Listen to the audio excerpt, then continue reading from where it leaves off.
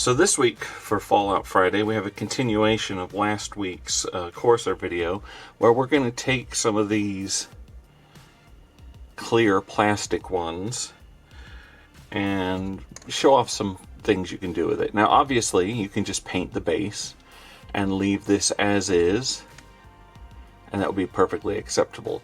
But I think that does a disservice to the model, because there is a lot of detail on here. And there's a lot of fun stuff we can do with it. So, what I did was I based all of the bases, glued the models on. You want to be real careful with how much glue you use. The gel glue I use doesn't give us off too many fumes, but if you're using a more liquid, it can give off a lot of fume and could put a little bit of discoloration on the model. But these came out fine, and then I went ahead and sealed them as well. Sealing them means they'll actually take paint a little bit better, so that's my primary concern with that. And as you can see, I've got 4 of these to play with. 2 of them are identical, so the 2 that are identical, one I'm just going to do a really basic glaze wash over. So I'm going to use contrast Tallisar blue, because it's a very bright blue, and we're going to thin it down a lot. So I'm just using 1 part of Tallisar blue, and then we're going to use 3 parts medium to begin with. And what we want is to leave the top surfaces as they are, and we're going to especially leave the gun, I think. And we'll go with 4. But we want this to sink down into the nooks and crannies, and we basically want to show off the detail that is on this model without ruining the effect of that clear plastic. So let's see how this goes.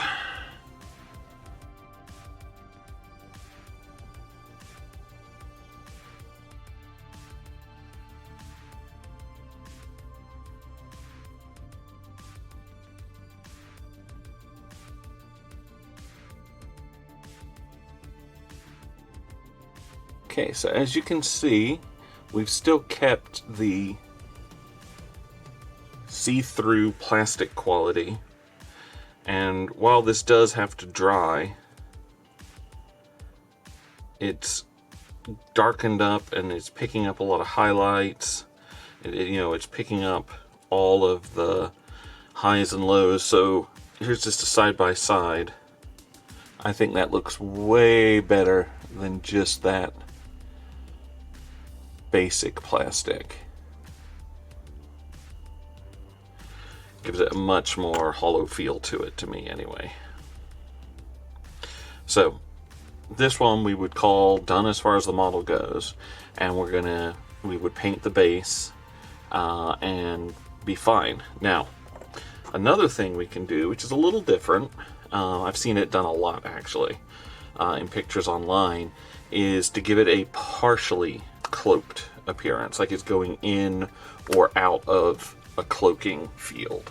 So to do that, what we're going to do is, again, this has been sealed, so it'll take paint good, and we're basically going to brush on primer. So we've got some Wraithbone, which is the same color primer we used in our previous model. And we're just gonna come in here, and we're going to start with a foot, for instance, and we're just going to paint bands onto the model to begin with.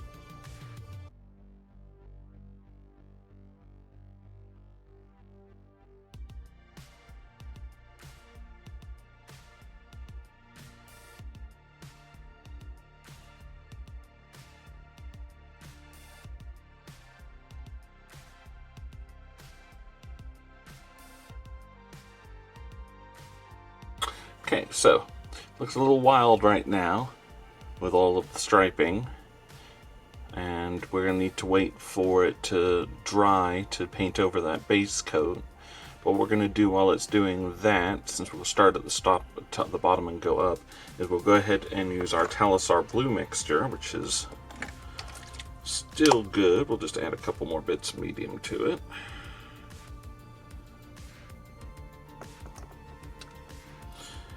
And that will let us fill in the gaps between the colors, or where the color will be eventually. We don't want to load our brush up too much because we need to be careful about how close we come up to the bands. I don't mind a little bit of going onto the band just for some different coloring, but I'd like to leave a good chunk of the white just at the edge.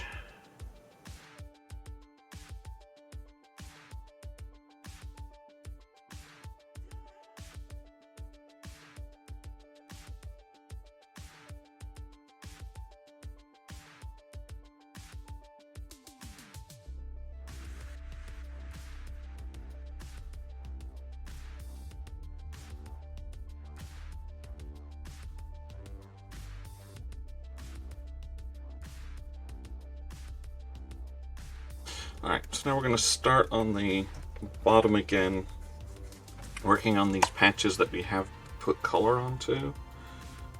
And we're just doing our black Templar, thin down a bit.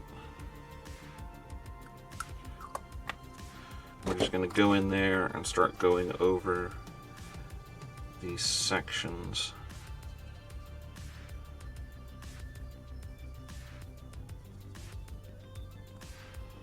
And again, try not to overload your brush because you don't want it going everywhere.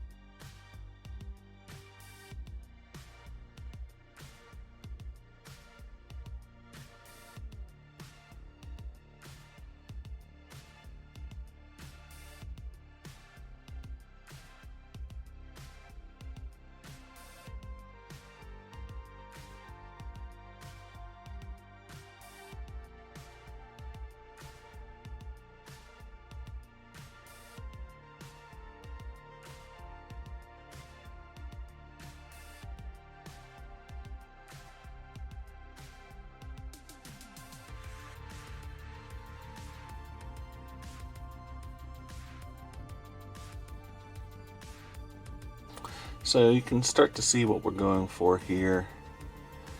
Right now it's all just black because that's the only parts that are showing. And I'm trying to keep that white edging as like a fade in, fade out line. So now we're going to do the face in Guilliman flesh. We should start to, see that color kind of come in and start getting a bit better look to it rather than all black.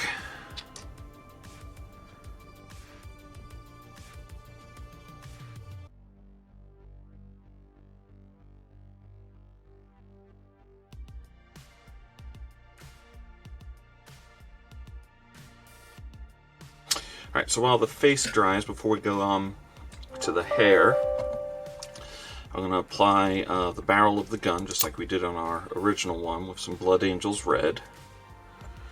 And that too will give us a nice pop of color there.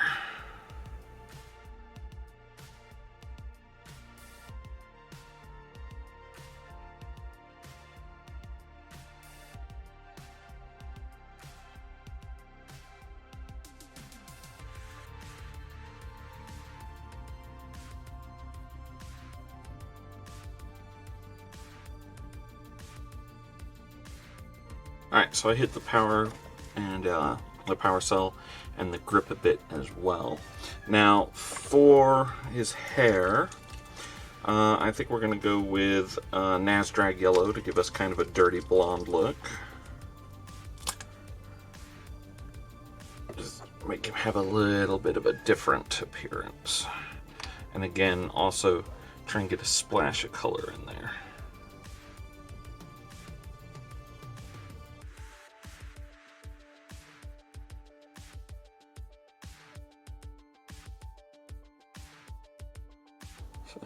see, we've got his partial face there. Looking good. So the only other part we really have to hit with a different color is the belt needs to be lightened, and then we'll hit it with some brown, which I should have done to begin with, but I went over it with black, so we're going to need to bring it back down. So we're going to reapply our white and then let it dry, and then hit that, and also apply a bit of our contrast white to the gun.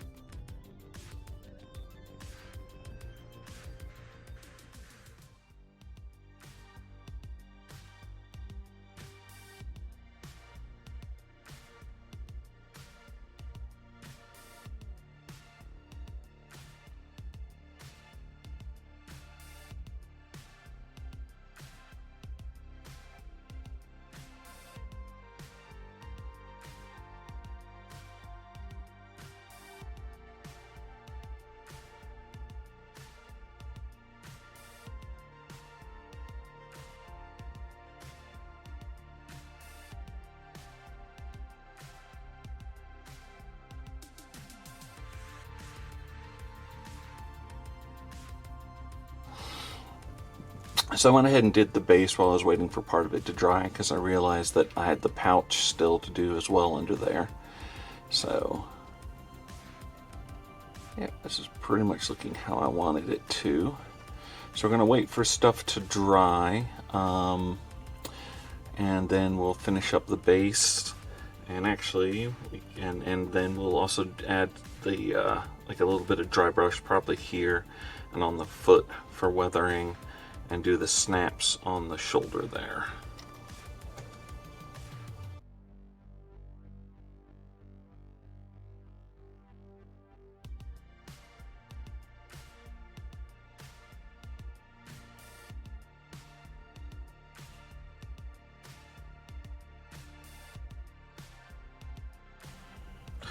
Alright, so went ahead did the detail work on the base, and I've applied the wash.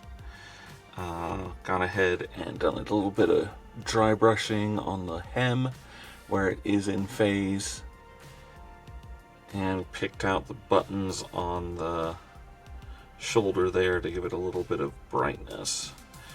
Otherwise, I'm calling him done.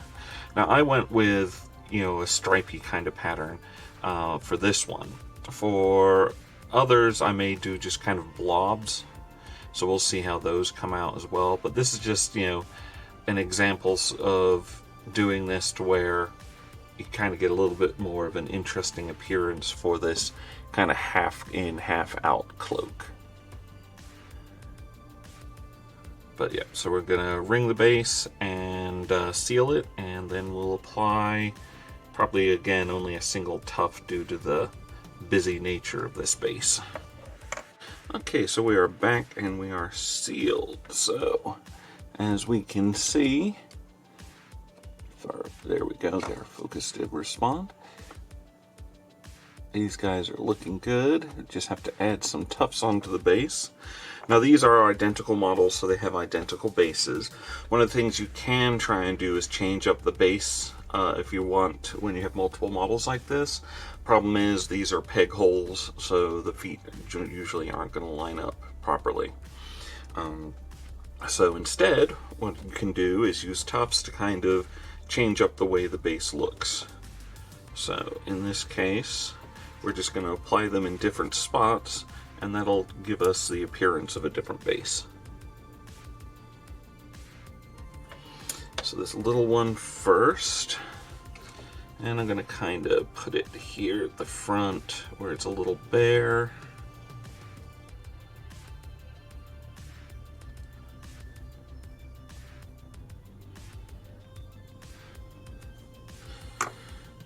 then on the other one, we'll put it in the back.